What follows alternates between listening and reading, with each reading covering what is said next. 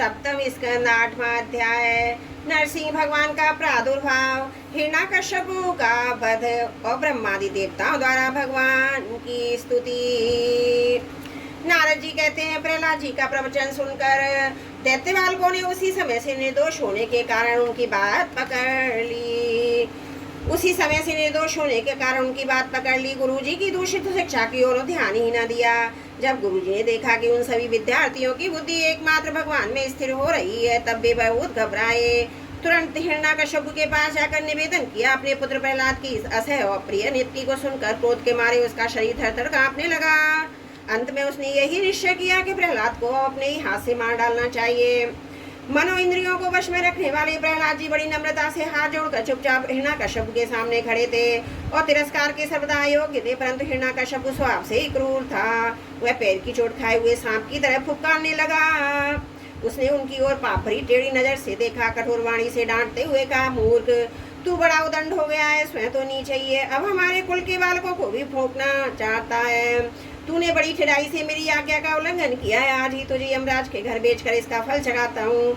मैं तनिक सा क्रोध करता हूँ तो तीनों लोग उनके लोकपाल कांप उठते हैं। फिर मूर्ख, तूने किसके बलबूते पर निडर की तरह मेरी आज्ञा के विरुद्ध काम किया है? प्रहलाद जी ने कहा, दैत्यराज ब्रह्मा से लेकर तिनके तक सब छोटे बड़े चराचर जीवों को भगवान ने ही अपने वश में कर रखा है। ना मेरे और आपके बल्कि संसार के समस्त बलवानों के बल भी केवल न वही हैं। वे ही पराक्रमी सर्वशक्तिमान प्रभु काल है तथा समस्त प्राणियों के इंद्रिय बल, मनोबल, देहबल, धैर्य और इंद्रियां भी वही हैं। वही परमेश्वर अपनी शक्तियों के द्वारा इस विश्व की रचना, रक्षा और संहार करते हैं।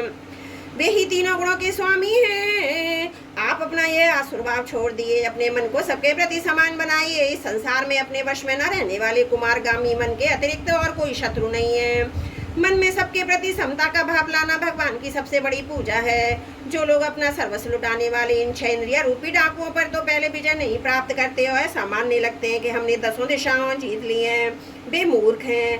हाँ, जिस ज्ञानी जितेंद्रिय महात्मा ने समस्त प्राणियों के प्रति समता का भाव प्राप्त कर लिया, उसके अज्ञान से पैदा होने वाले काम क्रोध आदि शत्रु भी मर मिट जाते हैं। फिर बाहर के शत्रु तो रह ही कैसे सकते हैं? हिरण्यकश्यपु ने कहा, अरे मंदबुद्धि, तेरे भय करने की भी अभी हद हो गई है। यह बात स्पष्ट है कि अब तू मरना चाहता है, क्योंकि जो मरना चाहते हैं वे ही ऐसी बेसिर पैर की बातें बका करते हैं। अब आगे तूने मेरे सिवा जो और किसी को जगत का स्वामी बतलाया, सो देखूं तो तेरा ये जगदीश्वर कहाँ है? अच्छा, क्या कहा ये सर्वत्र है तो इस खम्भे में क्यों नहीं दिखता? अच्छा, तुझे इस खम्भे में भी दिखाई देता है। अरे तू क्यों नहीं इतनी डींगे मार रहा है? मैं अभी अभी तेरा सिर धड़ से अलग कैया देता हूँ, देखता हूँ तेरा सर्वस्व हरि जिस पर तुझे इतना भरोसा है, तेरे कैसे रक्षा करता है। इस प्रकार वह अत्यंत बलवान महादैत्य भगवान के परम प्रेमी प्रहलाद को बार बार झिड़कियां देता और सताता रहता था। जब क्रोध के मारे अपने को रोक ना सका तब हाथ में खड़ग लेकर सिंहासन से कूद पड़ा और बड़े जोर से उस खम्भे को एक घूंसा मारा। उसी समय उस खम्भे में से एक भयंकर शब्द हुआ। ऐसा जान पड़ता था मानो ब्रह्मांडी फट गया हुआ ध्वनि उस लोकपालों के लोक में पहुंची। तब उसे सुनकर ब्रह्मादि को ऐसा जान पड़ा मानो लोगों का प्रलय हो रहा हो। हिरण्यकश्यप प्रहलाद को मार डालने के लिए बड़े जोर से झपटा, परंतु दैत्य सेनापतियों को भी भय से कपा देने वाले अद्भुत अपूर्व शब्द को सुनकर घबराया हुआ सा देखने लगा। यह शब्द करने वाला कौन है? परंतु इसे सभा के भीतर कुछ भी दिखाई न पड़ा। इसी समय अपने सेवक प्रहलाद ब्रह्मा की बातें और वाणी सत्य करने और समस्त पदार्थों में अपनी व्यापकता दिखाने के लिए सभा के भीतर उसी समय में बड़ा ही विचित्र रूप धारण करके भगवान प्रकट हुए। वह रूप ना तो पूरा हिर सिंह का था और न मनुष्य का ही। जिस समय हिरण्यकश्यप शब्द करने वाले की तरह इधर उधर खोज कर रहा था, उसी समय खंबे के भीतर से निकलते हुए उस अद्भुत प्राणी को उसने देखा। सोचने लगा, यह तो मनुष्य है, न पशु है, फिर नरसिंह के रूप में कौन सा अलौकिक जीव है। जिस समय हिरण्यकश्यप इस उधेड़ बुन में लगा हुआ था, उसी समय उसके बिल्कुल सामने ही नरसिंह भगवान खड़े हो गए। बोलो नरसिंह भगवान की जय। उनका यह रूप अत्यधिक भावना था। तपाए हुए सोने के समान पीली पीली भयानक आंखें थी। जमाई लेने से गर्दन के बाल इधर उधर लहरा रहे थे। दाढ़ें बड़ी विकराल थी, तलवार की तरह लपलपाती हुई छुरे की धार के समान तीखी जीभ भी थी। टेढ़ी भौं से उनका मुख और भी दारुण हो रहा था। कान निश्चल और ऊपर की ओर उठे हुए थे। फूली हुई नासिका और खुला हुआ मुंह फाड़ की गुफा के समान अनुभूत जान पड़ता था। फटे हुए जबड़ों से उसकी भयंकरता बहुत बढ़ गई थी। विशाल शरीर के स्वर्ग का स्पर्श कर रहा था। गर्दन कुछ नाटी और मोटी थी, छाती चौड़ी और कमर बहुत पतली थी। चंद्रमा की किरणों के समान सफेद रोए सारे शरीर पर चमक रहे थे। चारों ओर सैकड़ों भुजाएं फैली हुई थी, जिनके बड़े बड़े नख आयुध का काम देते थे। उनका पास फटकने का साहस किसी को ना होता था।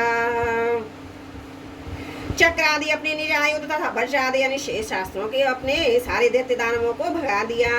हिरण्यकश्यप सोचने लगा, होना वो महामाया विष्णु ने मुझे मार डालने के लिए ढंग रचा है, परंतु इसकी इन चालों से ही क्या हो सकता है।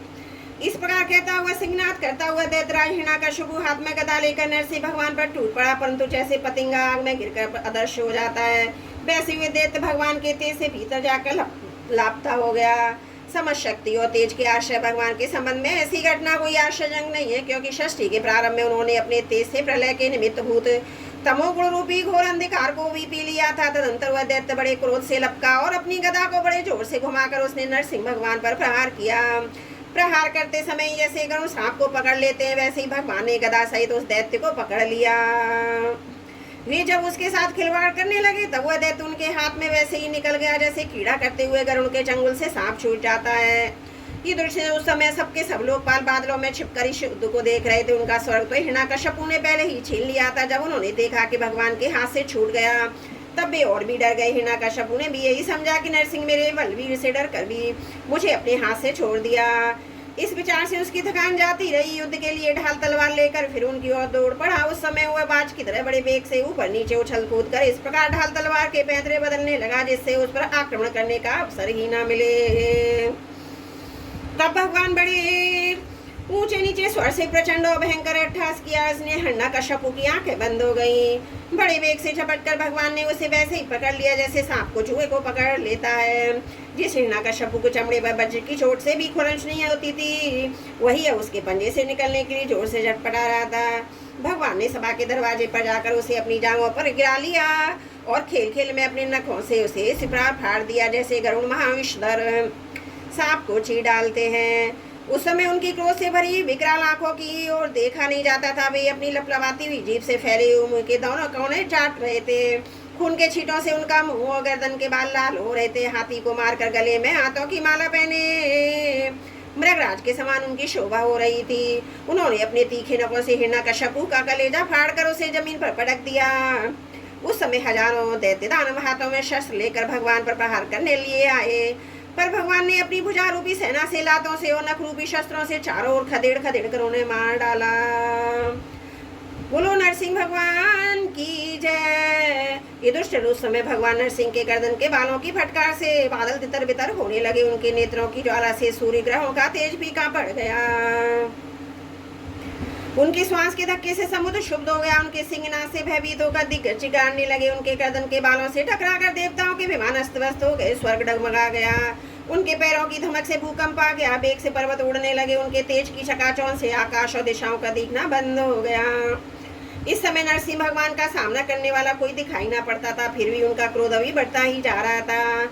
वे हिरण्यकश्यप की सभा में ऊंचे सिंहासन पर जाकर विराजमान हो गए। उस समय उनके अत्यंत तेजपूर्ण और क्रोध भरे भयंकर चेहरे को देखकर किसी का भी साहस ना हुआ कि उनके पास जाकर उनकी सेवा करे। ये दृश्य जब स्वर्ग की देवियों को यह शुभ समाचार मिला कि तीनों लोगों के सिर की पीड़ा का मूर्तिमान स्वयं हिरण्यकश्यप युद्ध में भगवान के हाथों मार डाला गया है, तब आनंद के उल्लास से उनके चेहरे खिल उठे। वे बार बार भगवान पर पुष्पों की वर्षा करने लगी। आकाश में विमानों से आई हुई भगवान के दर्शनार्थी देवताओं की भीड़ लग गई। देवताओं के ढोल नगारे बजने लगे, गंधर्वराज गाने लगे, अप्सराएं नाचने लगी। तात इसी समय ब्रह्मा, इंद्र, शंकर आदि देवता, ऋषि, पितर, सिद्ध, विद्याधर, महानाग, मनु, प्रजापति, गंधर्व, अप्सराएं, चारण, यक्ष, किम पुरुष, बेताल, सिद्ध, किन्नर और सुनंद, कुमुद आदि भगवान के सभी पार्षद उनके पास आए। उन लोगों ने सिर पर अंजलि बांधकर सिंहासन पर विराजमान अत्यंत तेजस्वी नरसिंह भगवान की थोड़ी दूर से अलग अलग स्तुति की। बोलो नरसिंह भगवान की जय। ब्रह्मा जी ने कहा, प्रभु आप अनंत हैं, आपकी शक्ति का कोई पार नहीं पा सकता। आपका पराक्रम विचित्र और कर्म पवित्र है। यद्यपि गुणों के द्वारा आप लीला से ही संपूर्ण विश्व की उत्पत्ति, पालन, प्रलय यथोचित ढंग से करते हैं, फिर भी आप उनसे कोई संबंध नहीं रखते, स्वयं निर्विकार रहते हैं। मैं आपको नमस्कार करता हूँ। श्री रुद्र ने कहा, आपके क्रोध करने का तो कल्प में अंत में होता है। यदि इस तुक्ष दैत्य को मारने के लिए आपने क्रोध किया है तो वह अभी मारा जा चुका। उसका पुत्र आपकी शरण में आया है। भक्त वत्सल प्रभु, आप अपने इस भक्त की रक्षा कीजिए। इंद्र ने कहा, पुरुषोत्तम आपने हमारी रक्षा की है। आपने हमारे जो एक भाग लौटाए हैं वे वास्तव में आप अंतर्यामी एक ही हैं। दैत्यों के आतंक से संक्षिप्त होकर हृदय कमल को आपने प्रफुल्लित कर दिया हुआ, भी आपका ही निवास स्थान है, हुआ जो स्वर्ग आदि का राज्य हम लोगों को पुनः प्राप्त हुआ है, वह सब काल का ग्रास है जो आपके सेवक है उनके लिए अभी क्या है। स्वामी जिन्हें आपकी सेवा की चाहे वे मुक्ति का भी आदर नहीं करते, फिर अन्य भोगों की तो उन्हें आवश्यकता ही क्या है। ऋषियों ने कहा पुरुषोत्तम, आपने तपस्या के द्वारा अपने में लीन हुए जगत की फिर से रचना की थी, कृपा करके उसी आत्म तेज स्वरूप श्रेष्ठ तपस्या का उपदेश हमारे लिए भी किया था। उस दैत्य ने उसी तपस्या का अच्छेद कर दिया। शरणागत वत्सल, उस तपस्या की रक्षा के लिए अवतार ग्रहण करने आपने हमारे लिए फिर से उसी उपदेश का अनुमोदन किया है। पितरों ने कहा प्रभु, हमारे पुत्र हमारे लिए पिंडदान करते हैं, उन्हें बलात् छीन कर कहा जाया करता था। जब भी पवित्र तीर्थ में संक्रांति आदि के अवसर नैमित्तिक के तर्पण करते हैं, तिलांजलि देते हैं, तब भी अभी पी जाता है। आज आपने अपने नखों से इसका पेट फाड़ कर सबका सब लौटा कर मानो हमें दे दिया हो। आप समस्त धर्मों के एकमात्र रक्षक हैं नरसिंह देव, हम आपको नमस्कार करते हैं। सिद्धों ने कहा नरसिंह देव, इस दुष्ट ने अपनी योग तपस्या केवल से हमारी योग सिद्धि गति छीन ली थी। अपनी नखों से आपने इस घमंडी को फाड़ डाला है, हम आपके चरणों में विनीत वहां से नमस्कार करते हैं। विद्याधरों ने कहा यह मूर्ख हिरण्यकशिपु अपने बलौबीता के घमंड में चूर था, यहाँ तक कि हम लोगों ने विविध धारणाओं से विद्या प्राप्त की थी, इसे व्यर्थ कर दिया। आपने युद्ध में एक पशु की तरह इसको नष्ट कर दिया। अपनी लीला से नरसिंह बने हुए आपको हम नित्य नित्य प्रणाम करते हैं। नागों ने कहा इस पापी ने हमारी मणियों, हमारी श्रेष्ठ और सुंदर स्त्रियों को भी छीन लिया है। आज उसकी छाती फाड़ कर आपने हमारी पत्नियों को बड़ा आनंद दिया है। प्रभु, हम आपको नमस्कार करते हैं। मनुओं ने कहा देवादिदेव, हम आपके आज्ञाकारी मनु हैं। इस दैत्य ने हम लोगों की धर्म मर्यादा भंग कर दी है। आपने इस दुष्ट को मारकर बड़ा उपकार किया है। प्रभु, हम आपके सेवक हैं, आज्ञा दीजिए हम आपकी क्या सेवा करें। प्रजापतियों ने कहा परमेश्वर, आपने हमें प्रजापति बनाया था, परंतु इसके रोक लेने से प्रजा की सृष्टि कर न पाते। आपने इसकी छाती फाड़ डाली है, जमीन पर सर्वदा के लिए सो गया। सत्यमय मूर्ति धारण करने वाले प्रभु, आपका यह अवतार संसार के कल्याण के लिए है। गंधर्वों ने कहा प्रभु, हम आपके नाचने वाले, अभिनय करने वाले, संगीत सुनाने वाले सेवक हैं। इस दैत्य ने अपने बलवीर पराक्रम से हमें अपना गुलाम बना रखा था, उसे आपने दशा को पहुंचा दिया। सच है, कुमार्ग से चलने वालों का भी यही कल्याण हो सकता है। चारणों ने कहा प्रभु, आपने सज्जनों के हृदय को पीड़ा पहुंचाने वाले इस दुष्ट को समाप्त कर दिया, इसलिए हम आपके इन चरण कमलों की शरण में हैं, जिनके प्राप्त होते ही जन्म मृत्यु रूप संसार चक्र से छुटकारा मिल जाता है। यक्षों ने कहा भगवान, आपने श्रेष्ठ कर्मों के कारण हम लोग आपके सेवकों में प्रधान गिने जाते हैं, परंतु हिरण्यकश्यपु ने हमें अपने बाल की ढोने वाला कहर बना दिया। प्रकृति के न्यायक परमात्मा इसके कारण होने वाले अपने निर्जनों के कष्ट जानकर ही आपने इसे मार डाला है। किम पुरुषों ने कहा हम लोग अत्यंत तुक्ष किम पुरुष हैं, आप सर्वशक्तिमान महापुरुष हैं। जब सत्पुरुषों ने इसका तिरस्कार किया तो धिक्कारा, तभी आज आपने इसे कुपुरुष सुरधर्म को नष्ट कर दिया। बेतालिकों ने कहा भगवान, बड़ी बड़ी सभाएं ज्ञान यज्ञों में आपके निर्मल यश का गान करते समय हम बड़ी प्रतिष्ठा पूजा प्राप्त करते हैं। इस दुष्ट ने हमारी आजीविका ही नष्ट कर दी थी। बड़े सौभाग्य की बात है कि महारोग के समान इस दुष्ट को आपने जड़मूल से उखाड़ दिया। किन्नरों ने कहा हम किन्नर गण आपके सेवक हैं, यह दैत्य हमसे बेकार में ही काम लेता है। भगवान, आपने कृपा करके आज इस पापी को नष्ट कर दिया। प्रभु, आप इसी प्रकार हमारा अभ्युदय करते रहें। भगवान के पार्षदों ने कहा शरणागत वत्सल, संपूर्ण लोगों को शांति प्रदान करने वाला आपका अलौकिक नरसिंह रूप हमने आज ही देखा है। भगवान, ये दैत्य आपका वही यज्ञाकारी सेवक था जिसे सनकादि ने शाप दे दिया था। हम समझते हैं आपने कृपा करके इसके उद्धार के लिए ही इसका वध किया है। बोलो भागवत भगवान की जय। सप्तम स्कंद 8वां अध्याय समाप्त। त्रुटियों के लिए क्षमा चाहती हूँ।